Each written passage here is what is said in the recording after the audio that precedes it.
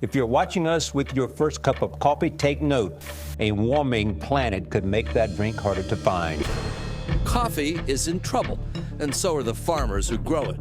We are in a situation right now where we are likely to lose a lot of the coffee production that's currently happening in the world. Estamos ya en el tema del café, ya no podemos, si hasta cuando Dios nos tenga con vida.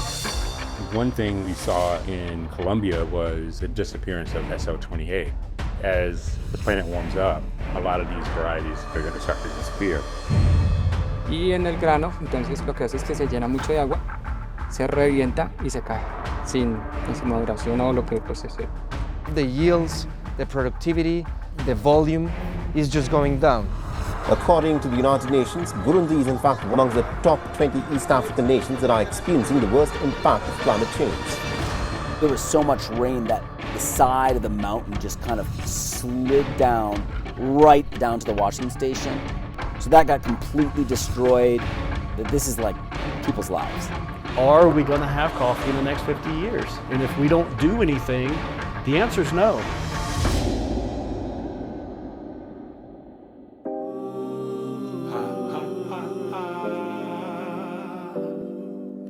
Coffee stay black just like me. Don't need no sugar, don't need no cream. Coffee stay black. Coffee is an interesting thing.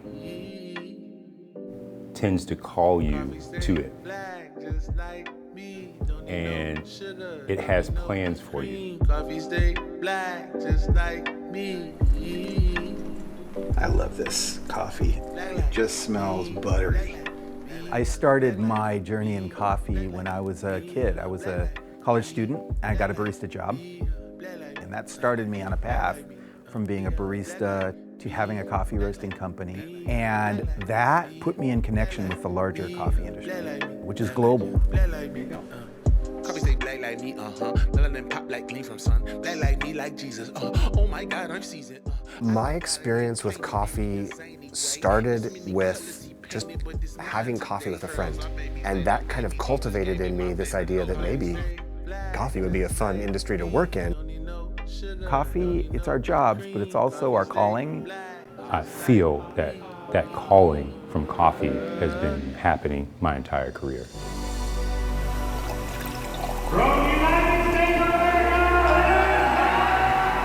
I started as a barista, and when I was introduced to barista competition, I was hooked.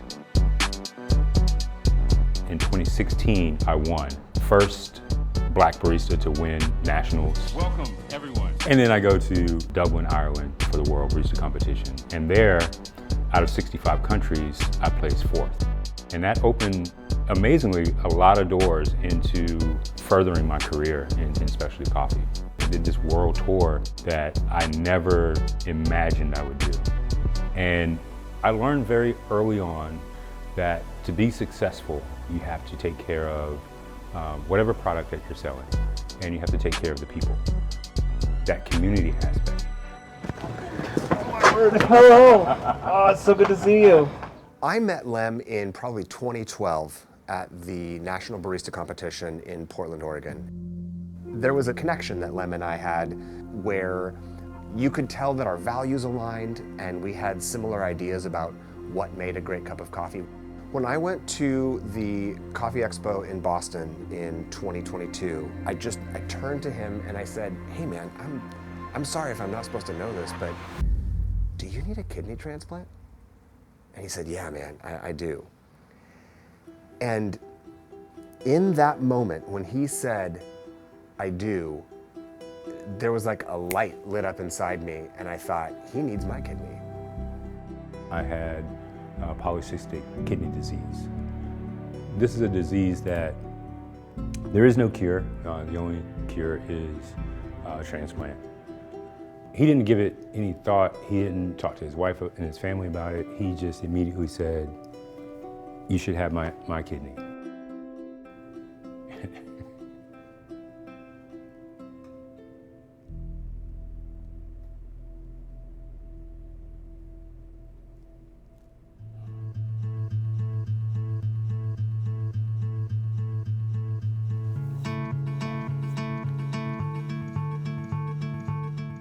That was one of the most amazing things that anyone had ever said to me.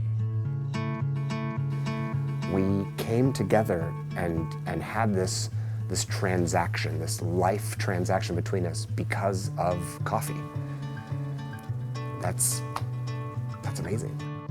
A lot of people that wind up falling in love with coffee are not just falling in love with the taste of a beverage, but they're falling in love with that idea of connecting with a group of people, whether in a community or a larger group of people.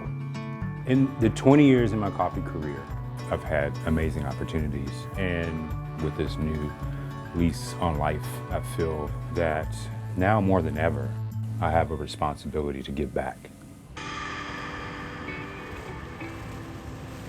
Where's the final destination? Bogota. Bogota? Over the years, I've seen the Western world do studies about climate change and how that's going to affect farmers, but not seen any real action. So I'm going to Colombia. I need a gimbal. I know, right? And I want to learn everything that I can from coffee producers. We bring the cherries and we place those cherries for 4 days maximum in tanks. Compile that information and present it in a way that consumers, coffee roasters, baristas can understand on a small level what's happening in this one country. ¿Cómo ha sido la productividad en los últimos 3 años para usted? Entonces, pues como no hubo cosecha, prácticamente no hubo cosecha. Y sí ha cambiado la vida de hace 15 años a hoy en día, pero tenemos que sobrellevarla porque no tenemos más que hacer. Hernando is saying that 1 year ago he was receiving 1 million pesos more in comparison to what's happening today. The majority of coffee in the world is actually produced by what are called smallholder coffee farmers, and those are folks who are low-resourced or poor farmers. They are facing an enormous risk right now. Climate change is threatening their life, their livelihoods, their way of being. Ya esta planta ya este año dio una cosecha, pero muy poquita, por la lluvia, por el invierno. The coffee belt is along the equator. As the planet heats up, the equator is going to get a lot hotter. So coffees that grow closer to the equator will no longer be able to grow. Central, South America, Kenya, Ethiopia, it's just going to be too hot. We've got like over 2,500 farmers that deliver to Haza. Their livelihoods depend on this, so that's huge. I mean, we're trying to think like, how do we make the best impact in Burundi? And then all of a sudden we're like, man, we're sitting on the edge of disaster. We saw in Burundi that villages were wiped out, washing stations were wiped out, so livelihoods are wiped out. Things change as we anticipate they will.